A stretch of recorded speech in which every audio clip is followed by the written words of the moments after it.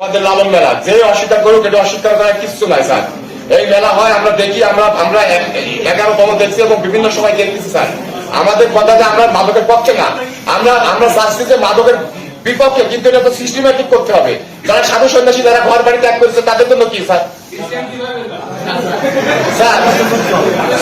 তাদের তো আমরা তো সংশোধন করবো, তারা আমাদের ইসলামের পথে দাওয়াত দেবো, শান্তির পথে দাওয়াত দেবো। আপনার নাম কি? স্যার আমার নাম মুস্তাফিজুর রহমান। মুস্তাফিজুর রহমান। জি স্যার। আপনি মাদকের কথা বলতেছেন তো ডিস্ট্রিক্ট ম্যাজিস্ট্রেটের সামনে বসে। স্যার এটা তো আমাদের আলোচনা করবো স্যার। এটা না এটা যে কত বড় ধৃষ্টতা, ঠিক আছে? আপনি বুঝতে পারছেন? আপনি কি অ্যাডভোকেট? জি স্যার। এটা গণতান্ত্রিক দেশের নেবেন না। আপনি কিসের অ্যাডভোকেটি করছেন?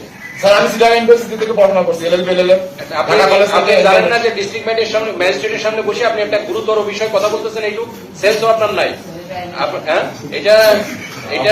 এটা এই উনারা যে পণ্ডিত আমাদের সাধুরা আছেন, উনারা বারবার বলেছেন এবং যে মাদকের সাথে আমাদের লালন সাহেবের যে জীবন আদর্শ, জীবন চরিত, তার সাথে কোনো বিন্দুমাত্র কোনো সম্পর্ক নেই।